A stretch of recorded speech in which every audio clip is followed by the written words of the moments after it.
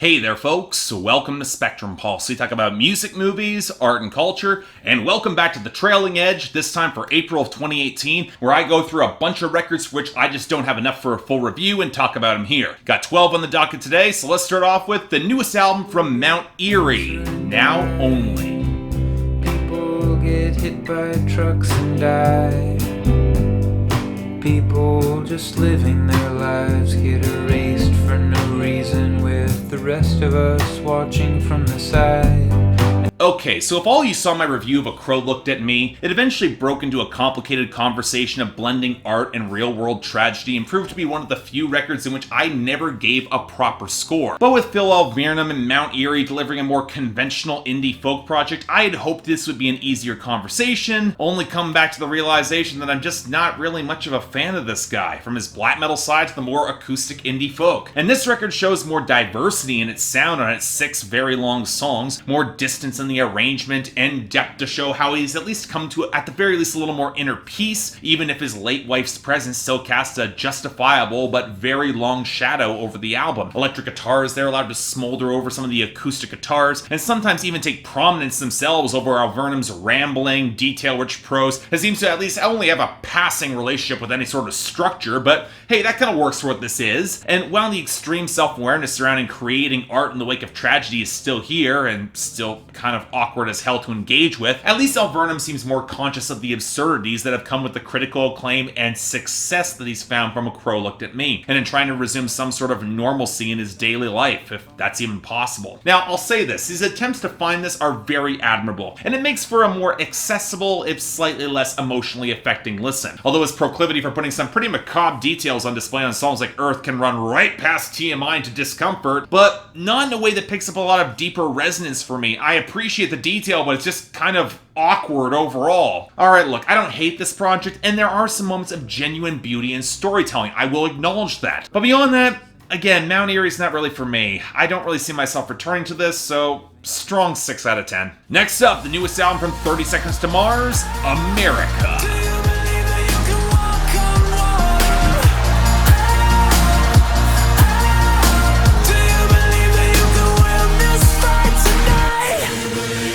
You know, there was a part of me that was very ready to deliver a full scathing review of this project, especially given how much I've always found this group at best painfully derivative of better progressive rock and metal groups, and at worst an underwritten, pretentious, frequently grating vanity project of Jared Leto, and well, turns out like the mainstream pop term is what got everybody else to finally arrive at the same conclusion I have, and if there was ever a point to the trailing edge, it'd be putting vanity projects like this here, especially when they give me so little to work with. Seriously, if I was a 30 Seconds to Mars fan, I would be livid with this album, which swaps out the surging guitars from which can only be described as Hans Zimmer trailer music by way of the Chainsmokers and Halsey, complete with trap snares, utterly one-dimensional and flat synth drops, and surging attempts at bombast that feel increasingly hollow from the utterly by-the-numbers and cliched lyrics and Jared Leto's far more reserved delivery suffocating under unnecessary pitch correction and auto-tune. And what's kind of amazing is that for as much bombast as this group attempts to create, there is so little impact, mostly courtesy of over-reliance on synthetic filters, really underweight grooves, and writing with just zero unique personality. In other words, yeah, even by the standards of 30 Seconds to Mars, this is a bad record. I'm thinking a 3 out of 10.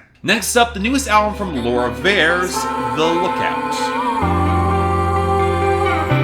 Rose with fire.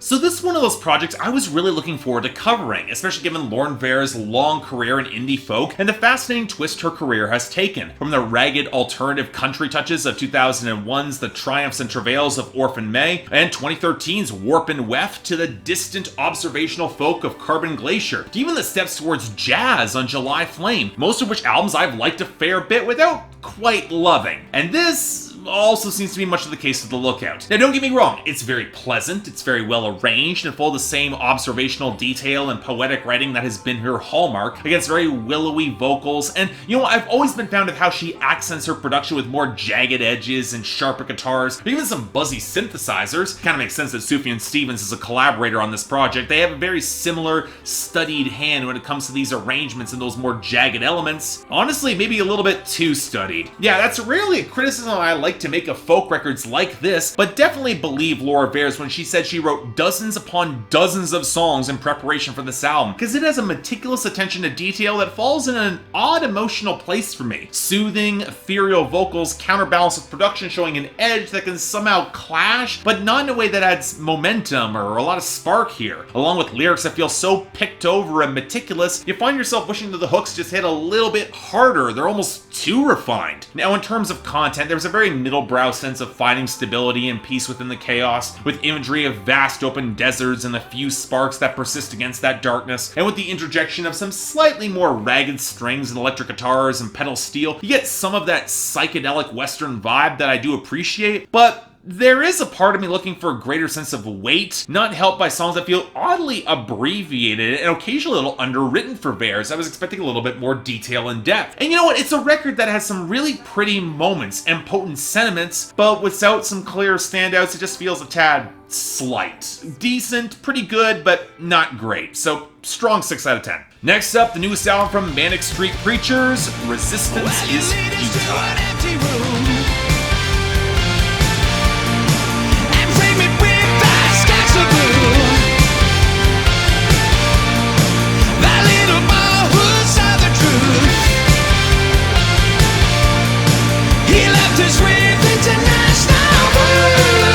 So, this is the tricky thing about long-running cult bands. If you're outside of that cult, it can be more than a little bit frustrating to tackle records nearly 30 years in, where the buzz for every other album is that it's a return to form. And considering that the Manic Street Preachers has had this return at least 3 times in the past decade, to see them go down that rabbit hole yet again, it's kind of exasperating. Granted, I am the critic who would probably cite Generation Terrorist, their debut, as their strongest overall record, even if I appreciate the Holy Bible for what it is. And I've never really been all that impressed by the songwriting since Richie Edwards disappeared. Fans of Everything Must Go, I get why the record is so beloved, and it is certainly pretty, but it's not exactly one that grabs me more long term. Now, granted, I did dig a fair bit of what the band was doing with Futurology in 2014, with the tentative steps towards krautrock, so to see yet another return to alternative sounds did feel like a step away from intriguing experimentation that the band had no real reason not to explore at this stage of their career. But the truth is that this isn't so much a return to alternative rock, but a hodgepodge of a bunch of sounds and styles the band has explored over their career, bringing all those polished anthemic melodies right to the forefront in a very blatant attempt to double down on the huge hooks that have always been the band's greatest strength. And you know, it's just a damn shame that nearly every other facet of the band's sound feels so tired and clean, particularly in the production, where not only has any trace of texture or bite been buffed away, but then you have the synth and the guitar leads which are actively interfering with the vocal line, causing it to top out, which shouldn't happen for a band at this stage of their career, and it's a damn shame when the melodies are so damn good. Now,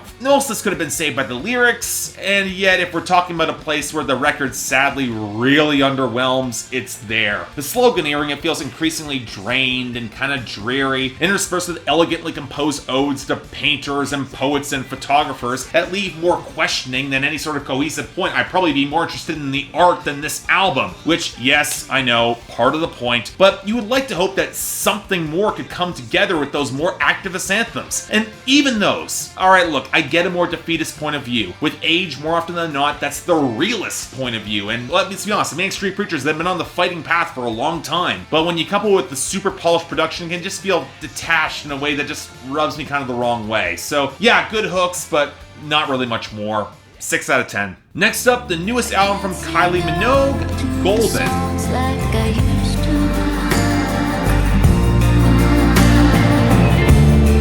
Music's too sad when you're not around.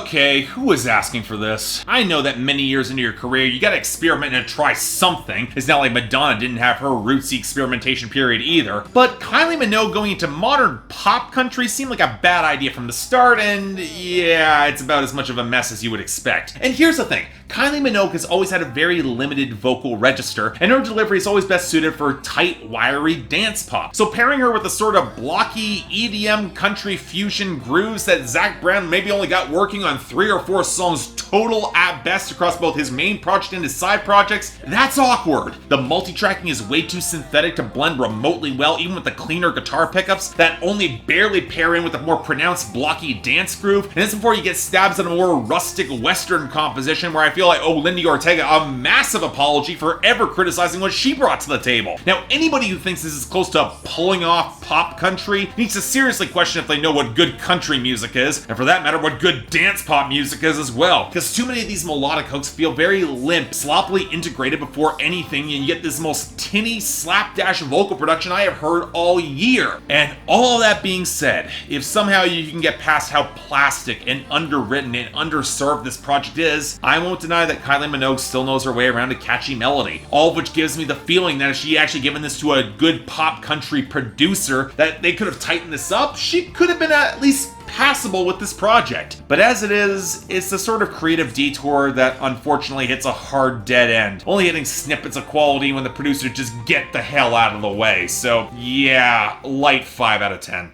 Next up, the newest album from Breaking Benjamin, Ember.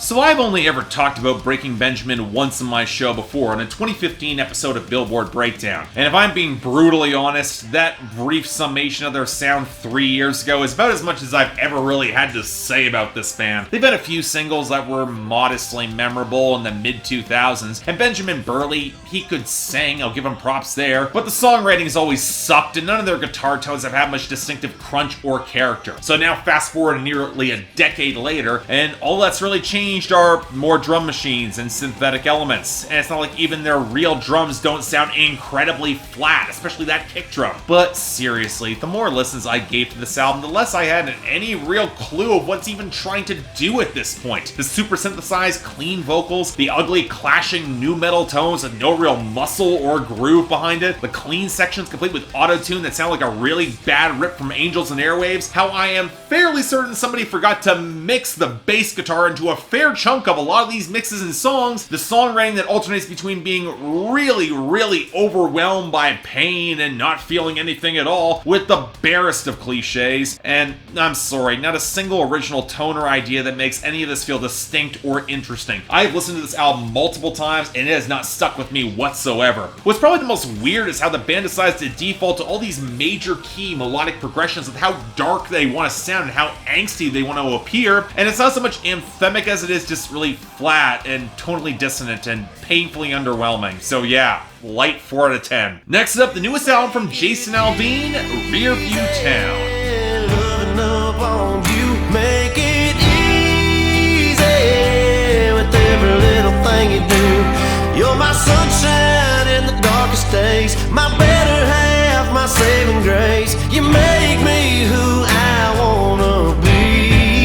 Ugh, man alive, this is frustrating. I keep giving Jason Aldean chance after chance to impress me and deliver something of consistent quality, and more often than not, we get snippets of a more interesting tone or sound, sometimes on a single, sometimes on a deep cut, but reviewing Jason Aldean albums is always a chore these days, because these snippets are buried underneath an avalanche of bad production, colorless instrumentation, underwhelming delivery, and utterly meat-headed lyrics. And for Rearview Town, look, I don't deny that he can bring in some electric guitar lines and some real sizzle, but with limited bass grooves or drums with any sort of presence, many of these songs feel way too polished and slick for all the swaggery machismo they try to shove out. And that's where we get some of the most blatant drum machines and borderline track progressions that Jason Aldean has ever used his entire career. And when you pair with the return to the bro country pickup tunes that Jason Aldean has never been remotely convincing selling, he's not Jake Owen here, it's very telling that the only time he can be convincing in this sort of lane is when he's openly stealing from Chris Stapleton. Sure as hell is better than when he decides he wants to be Kid Rock, but with talk boxes and worse rapping. Dude, if you want to make Southern rock, fire Michael Knox and get yourself a producer who can give your material some real muscle to it. And regardless of what you want to do, if you get Miranda Lambert for a duet on your album, give her something to actually do opposite you in the songwriting or otherwise. And for the love of God, stop rapping. You're fucking awful at it. And when you got songs like Love Me or Don't or Getting Warmed Up where your cadence is flat awful, just no, you're not Yellow Wolf. Stop trying to be. Very light 4 out of 10. Next up, the newest album from Hayley Kiyoko,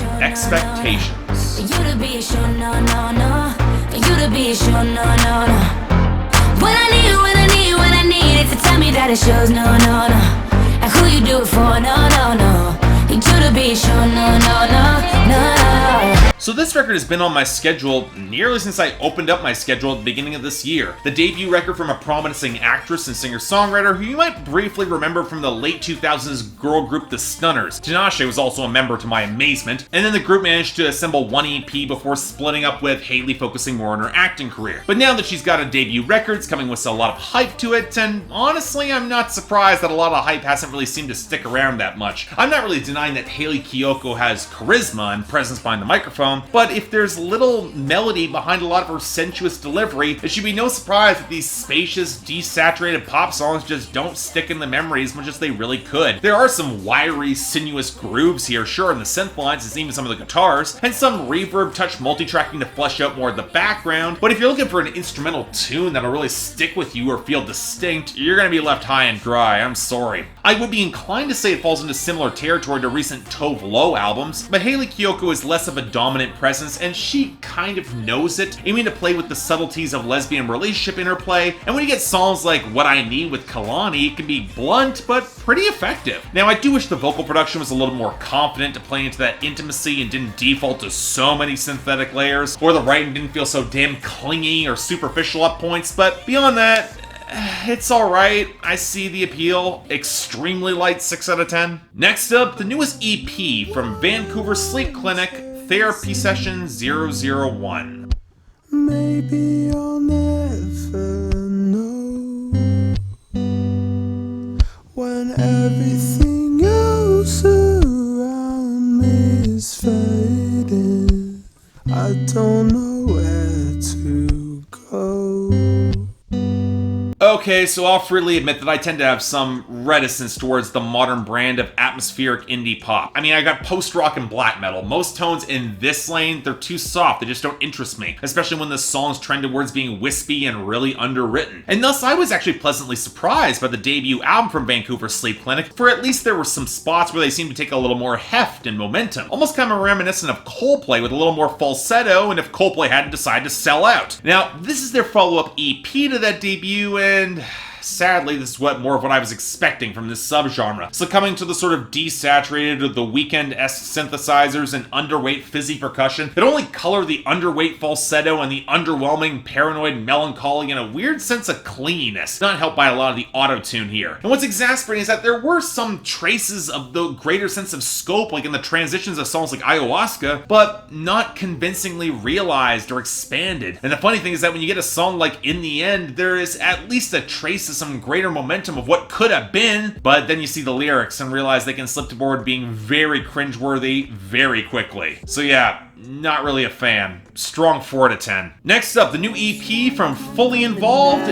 Insolence. Of genetic code and malnourishment, but the flood of blood money they shower in, wrung fresh from our flesh by appointed men. So I think one feature of the Trailing Edge will be me covering projects from artists in my general social circle, in this case from somebody that I've actually worked with before. Yeah, back when his channel was called Spin It Reviews, I teamed up with Mark Berman for a review of Bulletproof Picasso by Train, which went pretty well. And now he's got a quick 11-minute rock EP, which, to quote him, explores chronic illness and gets more and more pissed off as it goes on. And it's actually pretty damn good. On a compositional level, it reminds me a lot of mid-90s Green Day on a shoestring budget, with more jagged indie lo-fi production complementing a pretty strong melodic core, especially with those murky guitar tones and bass lines. Almost a little reminiscent of Pavement and Dinosaur Jr. in spots, and that's only a positive for me. And I like a lot of the lyrics too. The progression from some degree of compassion for this chronically ill person to curdling anger and frustration at one's own frailty and the dispassionate medical system's difficulty dealing with chronic conditions, it's handled pretty damn well. And the writing is pretty sharp in order to capture some of that emotional nuance and that greater progression and that building anger and intensity. Now, if I do have some issues with the project, it comes in the production and the mixing, specifically around the vocals. I don't know that the vocals can't afford to be a little rougher around the edges, but the vocal track and any overdubs feel kind of slapdash and maybe even a little bit too clean in the delivery to mesh with some of the rougher grooves. They could have afforded to go a little bit harder. I would have appreciated that. Still, outside of that though, it connects pretty damn well. It's a solid EP.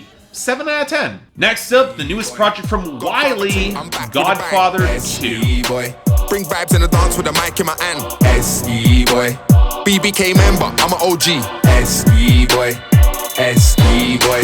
So I will freely admit I might be a little out of my depth talking about grime at length, so I actually took the time to go into Wiley's back catalog at length to get an idea of what he's contributed to Esky Beat and Grime, most of which came through blisteringly fast flows, increasingly frigid production, and a lot of personality and flair, albeit not the greatest lyrics, but he's still good behind the microphone. But one of the biggest points of contention surrounding his career has been his pop crossovers that have watered down some of his sound and presentation while expanding into the mainstream. And while he did hit closer to the mark with Godfather and going back to his roots, it's hard to deny that the sequel goes a fair bit more commercial and doesn't quite have the same impact. Oh, you know what? It doesn't start like that. Yeah, the flows might seem a little less aggressive and the production might feel a little more ornate in comparison with Godfather, but about 4 or 5 songs in we start getting dangerously close to Ja Rule territory in the juxtaposition of oddly awkward posturing with sweeter pop production. And there's nothing wrong with pop rap crossovers, let me stress this, but Wiley is the sort of MC where him hopping on these songs just feels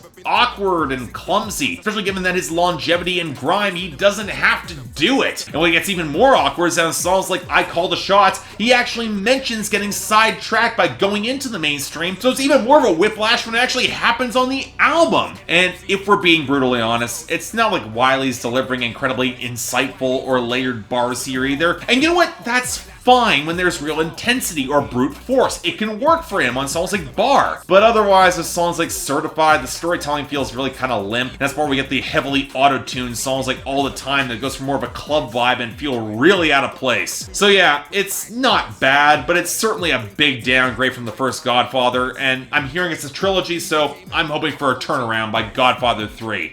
Light 6 out of 10. And finally, the sophomore album from Nothing Nowhere, Ruiner. Things change, I can't change that, and I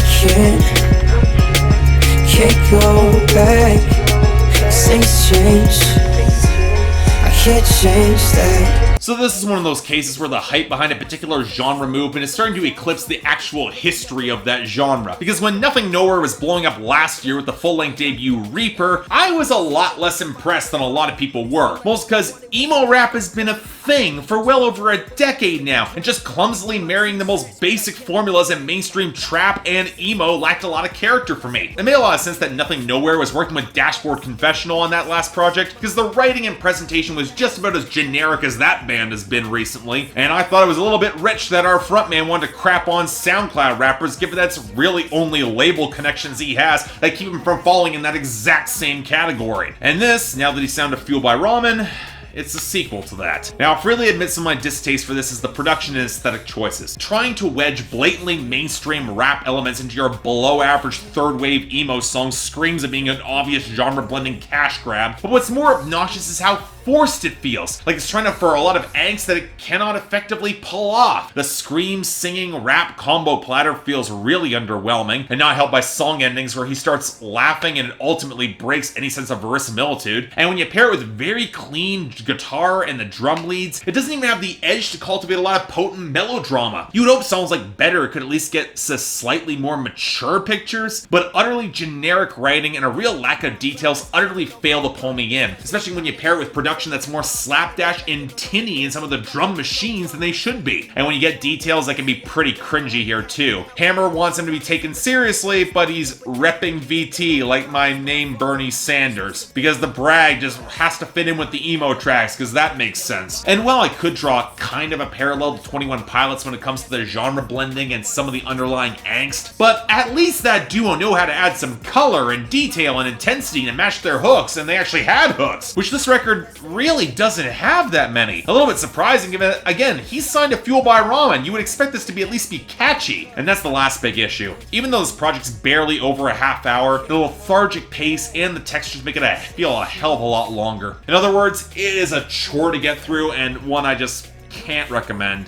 I'm sorry, another 4 out of 10. So yeah, a lot to cover here. I know I pissed a lot of you off, but hey, that's what happens. Thanks a lot for watching. If you'd like to like and subscribe, I'd be more than grateful. If you want to check out the records, links are down there below if you want to buy. And if you guys want to get involved in my scheduling process to see what might potentially end up on this schedule, it's on my Instagram, but if you want to get involved, it's on my Patreon. Or 3 times a week, you guys get to vote on my schedule. And once a week for the higher tier contributors, you guys get to add albums, movies, or even the top 10 list to that schedule. More details right over there. But till then, I'm Mark, you're watching The Trailing Edge on Spectrum Pulse, and I'll see you next time.